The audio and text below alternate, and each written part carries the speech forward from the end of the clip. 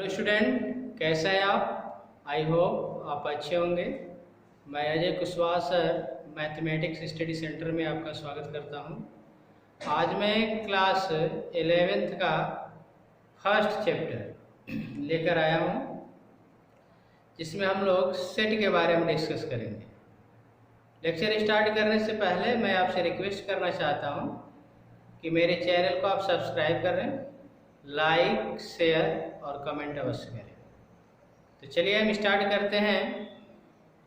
Class 11th का first chapter set के बारे में हम लोग डिस्कस करेंगे। सेट होता है।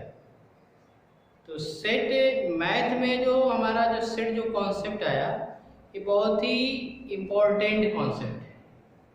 इस कॉन्सेप्ट की सहायता से हम लोग रिलेशन एंड फंक्शन को डिफाइन करेंगे।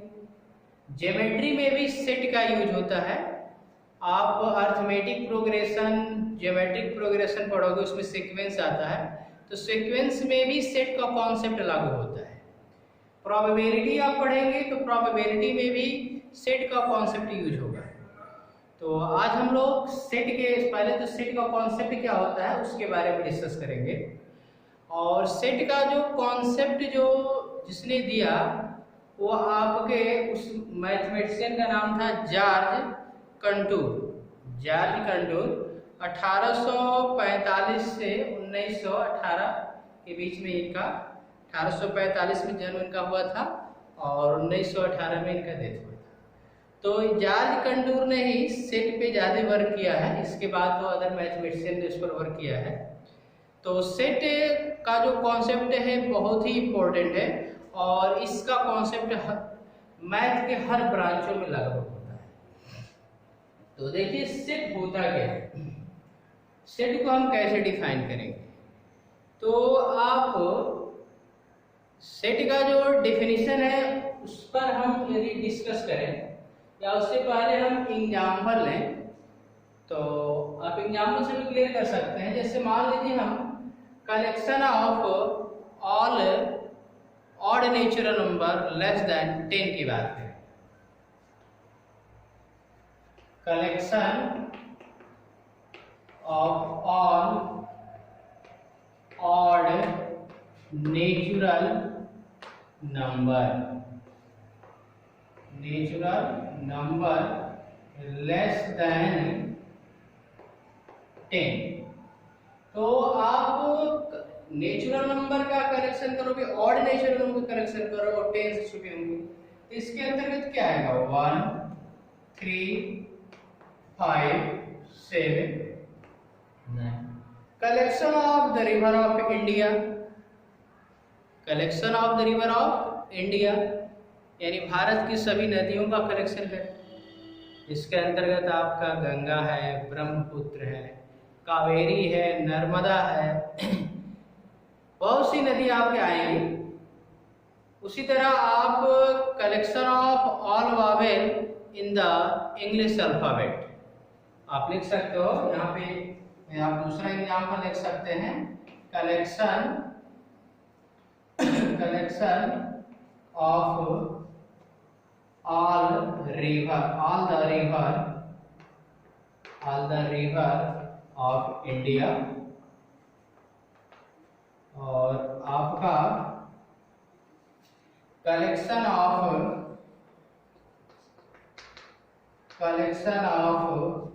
All Wavell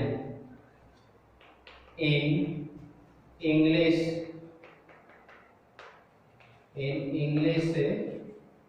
alphabet. और भी आपके एग्जाम्पल हो सकते हैं। Collection of all prime number less then 20, ये भी आप कर सकते हैं। तो मेरे कहने का मतलब क्या उसको पहले देखिए। जैसे हम collection of all odd natural number less than 10, तो 1 3 5 7 9, ये बताइए 1 3 5 7 9 आपका ऑड नेचुरल नंबर है कि नहीं? तो ये वेल डिफाइन है कि नहीं? इसी तरह collection of all the river of India, Bharat के अंदर जितनी भी नदी है वो भी वेल डिफाइन है। Collection of all vowels A E I O U हुए जो मेरे इंग्लिश अल्फ़ाबेट हैं ये भी तो वेल डिफाइन है कि नहीं? और भी आप लिख सकते हैं, जैसे आप मान लीजिए मैं कहूँ नील रिवर की बात करूँ, नील रिवर होता है जो अमेरिका में पाई जाती है, तो हम कहें कि नील जो हमारा रिवर है क्या इसके अंतर्गत आएगा? क्या collection of all the river of India, इसके अंतर्गत नहीं आएगा। तो यहाँ पे सबसे पहले सेट का डेफिनेशन दे रहा है। सेट का डेफिनेशन होता क्या है, तो मैं सेट का डेफिनेशन लिख रहा हूँ, उसको आप देखिए।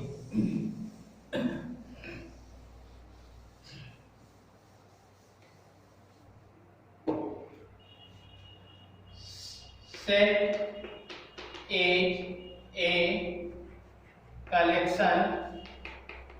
Set is a collection of well-defined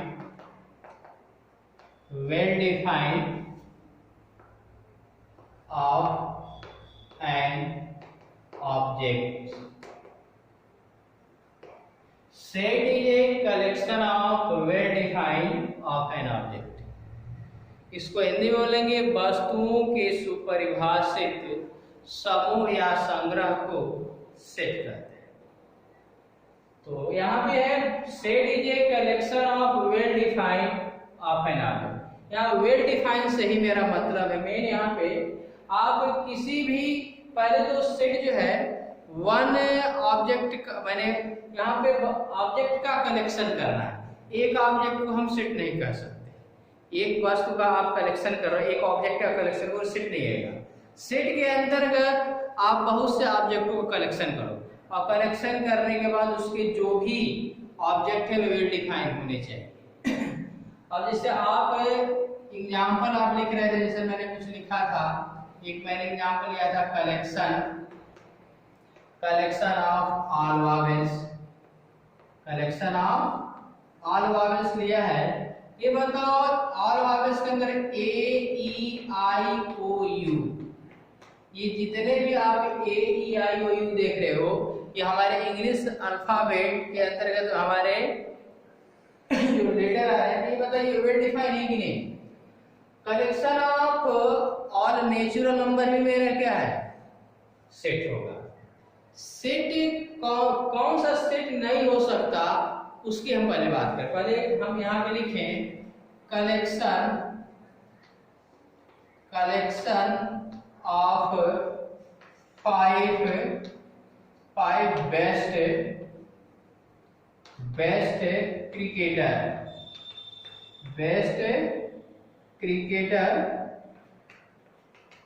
best cricketer in the world.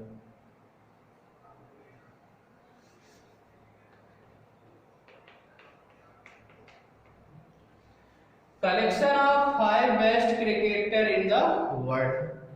विश्व के 5 बेस्ट क्रिकेटर की बात हो रही है, इसका कलेक्शन आपको करना है।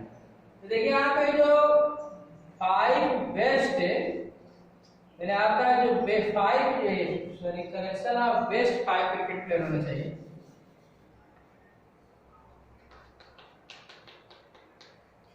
ये जो बेस्ट जो वर्ड आया है ये बेस्ट वर्ड ही अनडिफाइंड, क्योंकि आप ये मान लीजिए 10 लोग हैं, 10 लोगों से आपसे पूछा जाए कि आपका फेवरेट क्रिकेटर कौन है, 5 फेवरेट क्रिकेटर बताइए वर्ल्ड के, तो उनका अलग अलग थिंकिंग होगा। इसलिए यहाँ पे जो बेस्ट वर्ड है यही आपका अनडिफाइन है, इसलिए collection of best 5 cricketer in the world ये आपका सेट नहीं हो सकता। यानी सेट डिफाइन होने के लिए जो सेट के जो मेरे जो आप कलेक्शन कर रहे हो, कलेक्शन के अंदर जो ऑब्जेक्ट है वो मेरे ऑब्जेक्ट वेल डिफाइन होने चाहिए। यदि वेल डिफाइन है तो आपका वो सेट होगा। और भी एग्जाम्पल ले सकते हैं, जैसे आप कलेक्शन ऑफ पॉवर्टी की बात करें, कलेक्शन ऑफ पॉवर्टी यानी विश्व के या सभी विश्व के गरीबों का कलेक्शन की हम बात करें तो ये बताइए अलग अलग कंट्री गरीबी का डिफिनीशन अलग अलग देती है, इसलिए आपका पूरे वर्ल्ड के गरीबों का जो कलेक्शन होगा वो अनडिफाइन होगा, इसलिए सेट के अंतर्गत नहीं आएगा। तो यहाँ पे मेन हमारा क्या था, सेट को डिफाइन करने का मतलब है कि आप जिस भी ऑब्जेक्ट का कलेक्शन करो वो कलेक्शन यानी उसके अंदर जो ऑब्जेक्ट है वे डिफाइन होना चाहिए। जैसे हम बात करें टी सेट की बात करें, टी सेट, तो टी सेट की बात करें तो टी सेट के अंतर्गत क्या आता है, टी सेट के अंतर्गत आपका कप, प्लेट आएगा, ट्रे भी होगा। तो ये बताइए और भी इसके अंदर ऑब्जेक्ट आएंगे। तो टी सेट के अंदर कप है तो कप की साइज भी तो वेल डिफाइन होती है, प्लेट की भी साइज वेल डिफाइन है, ट्रे की भी साइज क्या है वेल डिफाइन। तो टी सेट के अंदर जो भी ऑब्जेक्ट आएंगे वो क्या होगा वेल डिफाइन। क्रिकेट सेट ही की बात करो, क्रिकेट सेट की बात करोगे तो क्रिकेट सेट के अंतर्गत क्या आएगा आपका बैट आ जाएगा, बॉल आएगा, स्टंप आएगा और भी इसके अंतर्गत आपके ऑब्जेक्ट आएंगे। तो ये बताइए जो क्रिकेट सेट के अंदर जो बैट आता है तो बैट का जो लेंथ है, ब्रेथ है, उसकी जो मोटाई है वो सब क्या होता है, वो सब वेल डिफाइन है। बॉल का जो रेडियस है ये भी वेल डिफाइन है। ऐसा नहीं कि बॉल जो क्रिकेट की जो बॉल उसकी जगह आप फुटबॉल की बॉल का यूज कर सकता है, ऐसा नहीं है। जो आपका स्टंप है, स्टंप का भी लेंथ फिक्स है, उसके लिए आप एक लाठी का यूज नहीं कर सकते, है कि नहीं। तो कहने का मतलब है कि सेट हम किसको बोलेंगे, तो सेट हम उसको बोलेंगे set is a collection of well defined of an object. यानी जो भी आप कलेक्शन कर रहे हो उसके अंदर जो भी ऑब्जेक्ट है वह वेल डिफाइन है, वो सेट है। वेल डिफाइन नहीं है तो सेट नहीं होगा।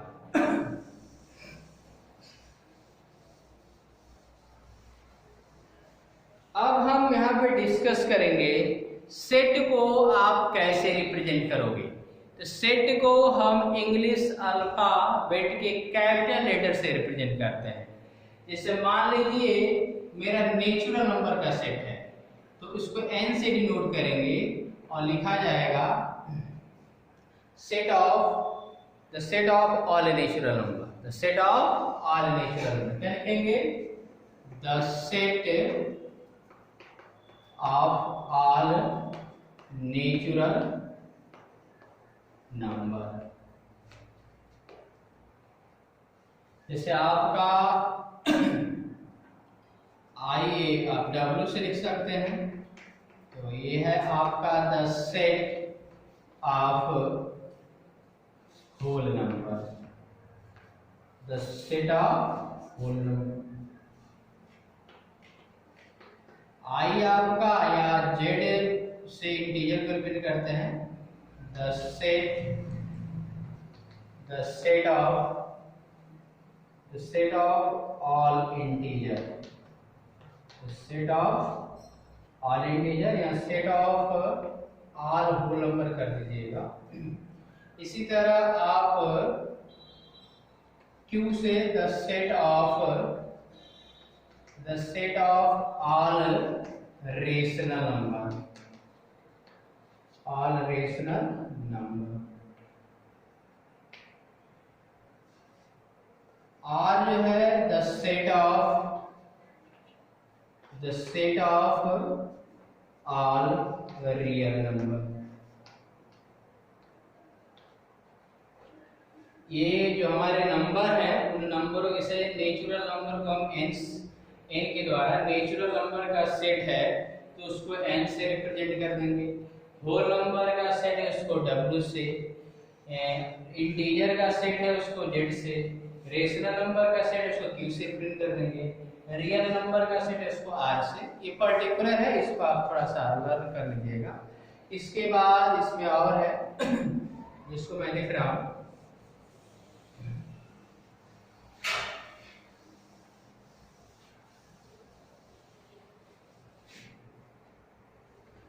जैसे यहाँ पे क्यू प्लस लिख दिया जाए। क्यू प्लस का मतलब है the set of all positive rational number.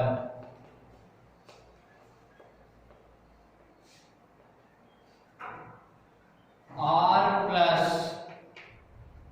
Plus की मीनिंग है the set of all positive real number. तो ये मेरे कुछ पर्टिकुलर सेट थे जिसको मैंने नंबर से रिलेटेड थे, उनको किस लेटर से रिप्रेजेंट करना वो मैंने बताया। अब जैसे मैं यहाँ पे लिखूं set the set of all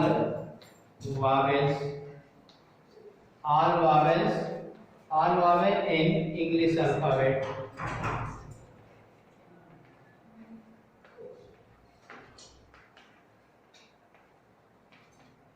तो इसको आप किसी भी लेटर से रिप्रेजेंट, जैसे मान लीजिए मेरा इंग्लिश अल्फाबेट में जो capital letter A B C D E F G, किसी से भी आप, जैसे मैंने यहाँ पे ए से रिप्रेजेंट कर दिया, ए पर set of all vowels in English alphabet. अब हम डिस्कस करेंगे कि सेट के एलिमेंट को कैसे रिप्रेजेंट करेंगे। तो सेट के एलिमेंट को हम इंग्लिश अल्फाबेट के स्मॉल लेटर से रिप्रेजेंट करते हैं। जैसे यहाँ पे आपने वावेल का जो सेट है उसको कैपिटल लेटर से रिप्रेजेंट किए हैं, लेकिन अब इसको आप, इसके जो एलिमेंट है वो उसको आप स्मॉल लेटर, इसके अंतर्गत आपका ए ई आई ओ यू, ये इसकी क्या है, एलिमेंट कहिए या मेंबर कहिए, ठीक है।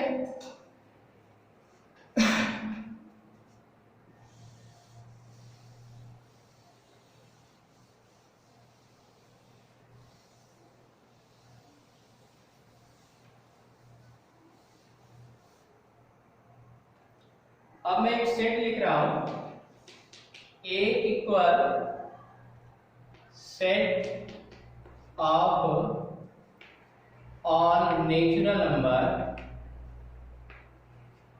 और ऑल ऑड नेचुरल नंबर कर दीजिएगा। The set of all odd natural number less than 10। अब इस सेट को, अब हम सेट को रिप्रेजेंट करने जा रहे हैं। मैंने सेट को कितने तरीके से हम रिप्रेजेंट कर सकते हैं इस पर हम डिस्कस करने जा रहे हैं। तो सेट को रिप्रेजेंट करने के दो मेथड हैं, रोस्टर फॉर्म या सेट बिल्डर फॉर्म, और दूसरा रोस्टर फॉर्म या टेबुलर फॉर्म बोलते हैं, और दूसरा होता है सेट बिल्डर फॉर्म। तो सबसे पहले हम बात करेंगे रोस्टर फॉर्म की बात करेंगे। रोस्टर फॉर्म या इसको हम टेबुलर फॉर्म भी बोलते हैं। तो ये मेरा सेट दिया गया, set of all natural number less than 10। इस सेट को हम कैसे रिप्रेजेंट करेंगे? तो रोस्टर फॉर्म में हम क्या करते हैं कि इस सेट का जो भी एलिमेंट होगा उस एलिमेंट को कर्ली ब्रैकेट का यूज करके कामा लगा देंगे। तो पहले तो ये बताइए, जो मेरा जो सेट है, set of all natural number less than 10, तो इसके अंतर्गत क्या आएगा? 1 3 5 7 9, ये आपके यही ऑड नेचुरल नंबर होंगे। तो ये इसके एलिमेंट हैं। अब इसके एलिमेंट को कर्ली ब्रैकेट का यूज करेंगे और इसके एलिमेंट को लिखेंगे 1 3 5 7 9। इसके एलिमेंट को लिखकर कर्ली ब्रैकेट के अंदर और कामा लगा देंगे तो यही मेरा क्या होगा, रोस्टर फॉर्म। इसके बाद और भी आप एग्जाम्पल ले सकते हैं, जैसे आप दूसरा आप सेट ले सकते हो, कलेक्शन ऑफ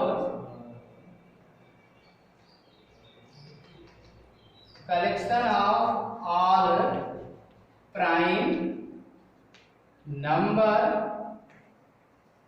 लेस देन 20। मेरा दूसरा सेट है collection of all prime number less then 20, और इस सेट को भी आपको रोस्टर फॉर्म लिखना है। तो रोस्टर फॉर्म में लिखने का तरीका क्या है, कर्ली ब्रैकेट का यूज करेंगे और इसके कितने एलिमेंट है पहले उसको देख लीजिए। ये बताइए collection of all prime number less then 20, इसके अंतर्गत क्या आएगा, इसके अंतर्गत आपका आएगा फर्स्ट जो हमारा प्राइम नंबर होगा वो 2 होगा, 3 5 7 11 13 17 और 19। तब इसी को आप क्या करेंगे, इसको रोस्टर फॉर्म में रिप्रेजेंट करना होगा। कर्ली ब्रैकेट का यूज करो और इसके मेंबर को लिख दो 2 3 5 7 11 13 17 19 और कामा का यूज कर दीजिए। तो यही मेरा रोस्टर फॉर्म है। अब हम ये डिस्कस करेंगे, यहाँ पे 1 3 5 7 9 ये जो इस सेट के एलिमेंट है, तो इसको कैसे, यहाँ पे मतलब 1 जो है इसका एलिमेंट है, तो इसको इस सिंबल से रिप्रेजेंट करते हैं, इसको एप्सिलॉन सिंबल बोलते हैं।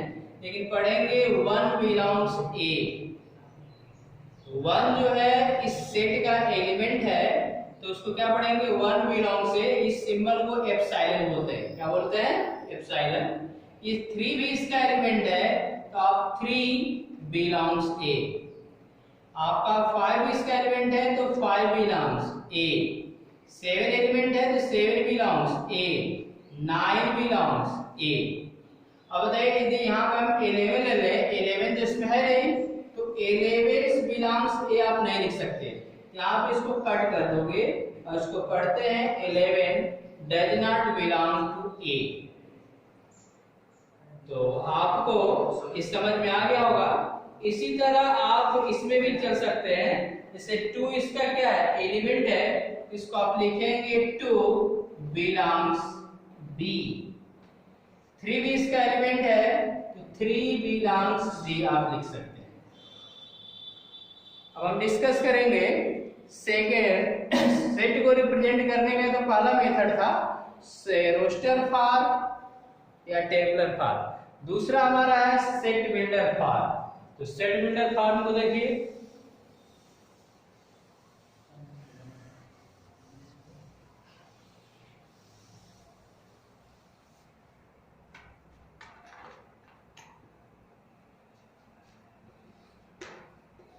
Set builder form. Set builder form में हम क्या करते हैं, तो सेट बिल्डर फॉर्म में हम दिए गए सेट की जो कॉमन जो प्रॉपर्टी है उसी को हम लिख देते हैं। जैसे मान लीजिए हम यहाँ पे लिखे एक सेट लिख रहे हैं, set A is equal to, हम लिख रहे हैं set of all vowels, set of all vowels.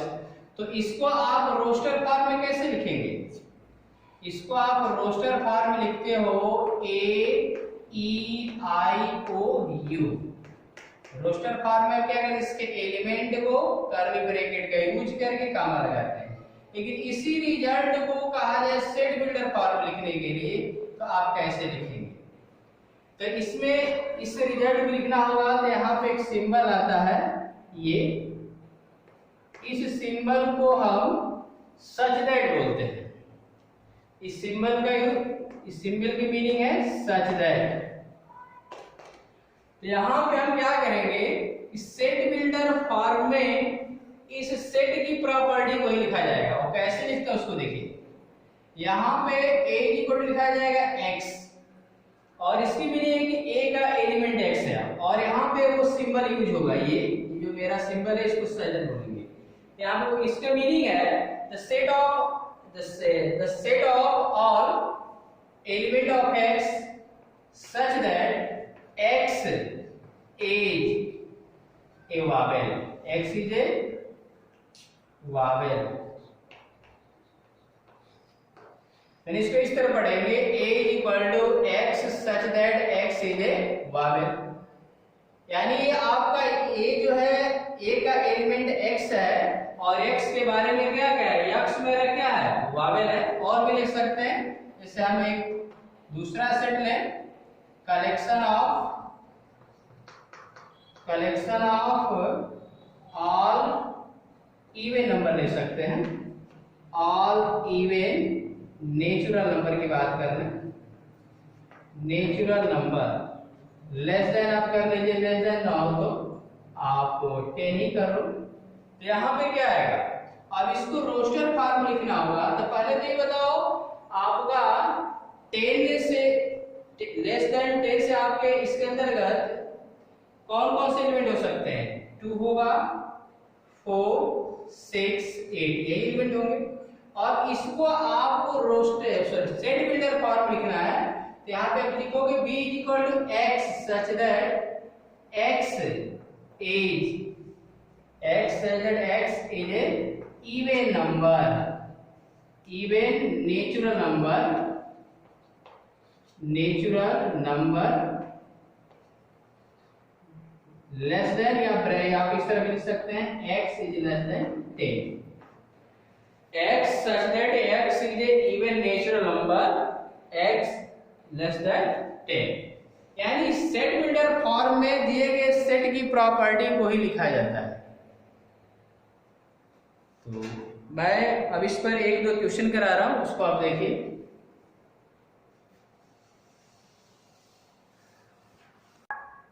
तो मैं अपना वीडियो यहीं पे बंद कर रहा हूं, अगले वीडियो में मैं एक्सरसाइज सॉल्व करूंगा। ओके।